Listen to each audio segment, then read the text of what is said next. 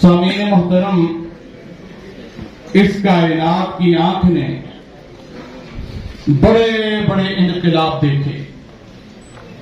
اس کائنات کی آنکھ نے بڑی بڑی تبدیلیاں دیکھی، لیکن جو انقلاب امام کائنات نے اپنی تعلیمات سے برپا کیا ہے، اس کے نقوش وقت کا سیل رواں اپنی تمام تر کوششوں کاوشوں کے باوجود 1450 سال میں مٹانے سے قاصر رہا ہے.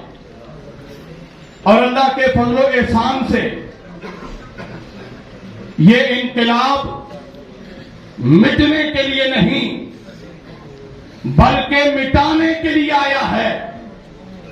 اس لیے کہ یہ اس عظیم ہستی کا برپا کیا ہوا انقلاب ہے جن کی زبان کو ایک بشر کی سی تھی، لیکن ان کی زبان سے نکلنے والے الفاظ وما ينطق عن الهوى کی صورت میں خدا کے الفاظ تھے، جن کی تعلیم علم الانسان ما لم يعلم تھی، جن کا نصاب قرآن مجید تھا، جن کا دارالعلوم مسجد نبوی کا کچا صحن تھا، جن کے متعلمین وہی جامع مینا سے کھیلنے والے صحرا نشی تھے.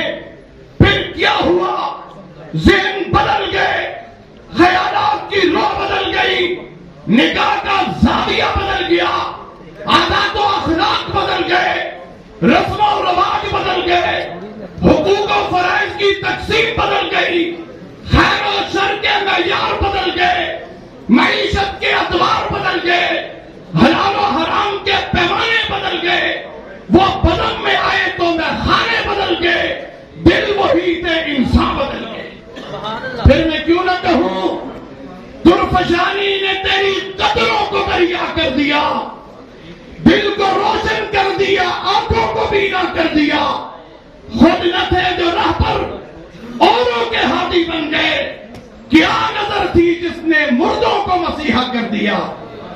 سامعین محترم، آج بھی اگر ہم وہ مفید تبدیلی، مفید انقلاب چاہتے ہیں، اور وہ مفید تبدیلی آ سکتی ہے کتاب و سنت کی بالادستی سے، الہے کلمت اللہ سے، احیاء سنت رسول اللہ سے، محمدی نظام کو لانے سے، طاغوتی نظام کو مٹانے سے.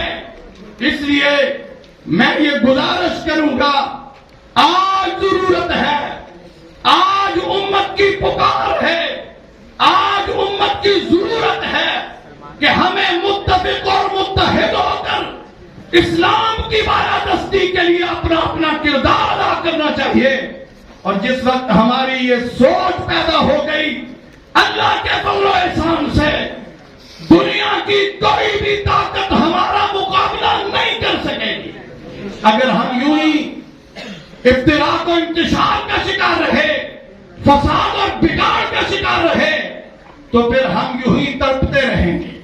اس لیے آج کے اس عظیم الشان پروگرام کے ذریعے سے یہ پیغام دینا چاہتا ہوں کہ آئیے اتفاق اور اتحاد کا مظاہرہ کرتے ہوئے آگے بڑھیے.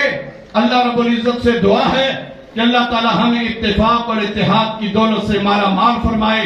وما علینا الا البلاغ.